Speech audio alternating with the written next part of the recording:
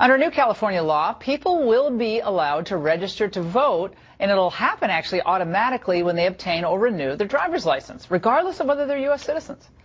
As leftist politicians import voters, they still don't seem to understand that there are actually dangers when this happens. And the latest evidence, an illegal immigrant Uber driver was arraigned just yesterday. He's alleged to have raped and robbed 4 young women in San Luis Obispo.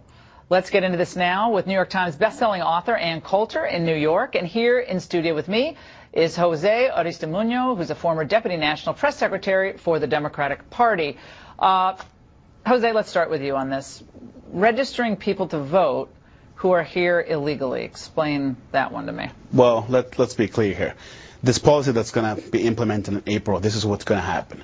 Voters, if you are in the country and you're undocumented, you can gain a driver's license in California. Right, you already can do that. Right, but there are federal limitations, including you cannot register to vote if you're an undocumented immigrant in California. And they were very clear. The state of California has been very clear. You will not be eligible to vote if you're an undocumented immigrant. It's that simple. And why is the big fuss if that's all it is? You'll be eligible, but you can't vote. Yes, illegal aliens are big rules followers.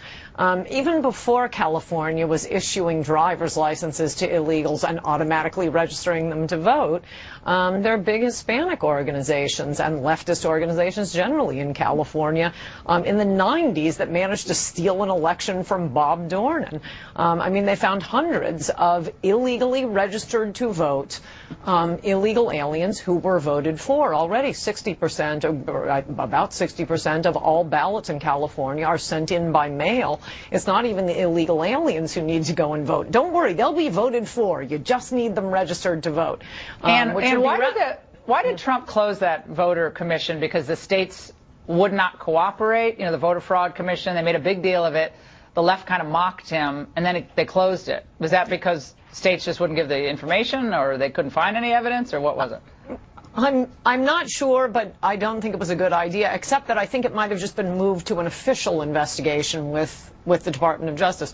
Incidentally, because of California's giving driver's licenses to illegal aliens, you know, people are always saying, oh, it's so burdensome for people to have to get an ID in order to vote. Well, now all legal residents of California are required to now get a secondary ID in addition to their driver's license because of a federal law that says, hey, all of you states that are issuing phony ID laws, we need a real one now. So there's now the real driver's license you have to go into the inner circle of hell and register for all over again. And when they start giving that to illegal aliens, they'll have to have the real ID. So they don't mind burdening their citizens that way. But yes, this is all about voting. Illegal immigration, legal immigration, but certainly illegal immigration, DACA, it is 100% about voting. At least California makes it clear. It's not Jose, true. go ahead.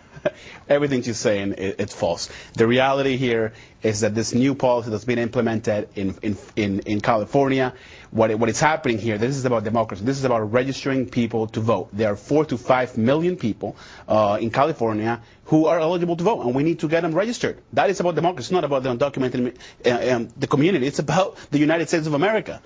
Every 2 new immigrants to the United States, on average, sponsor about 7 family members. So we're not talking about spouses and minor children. That's always been respected and time-honored tradition in American immigration.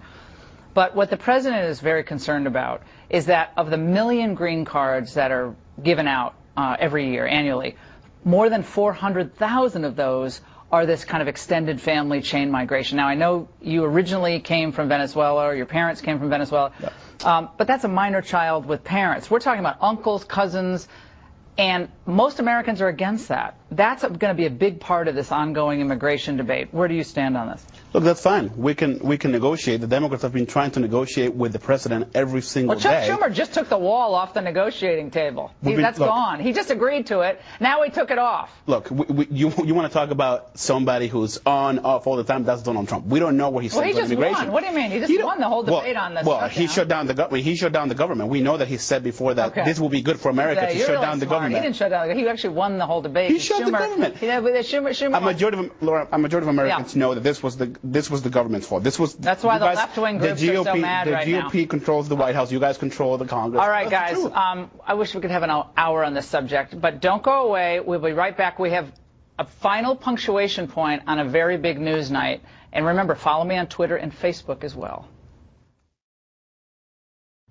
Okay, important factoid. Since 2005, we have resettled into the United States 9.3 million chain migrants. Guess what? That's enough and exceeds the population of Los Angeles, Dallas, Cleveland, Chicago, and San Francisco combined.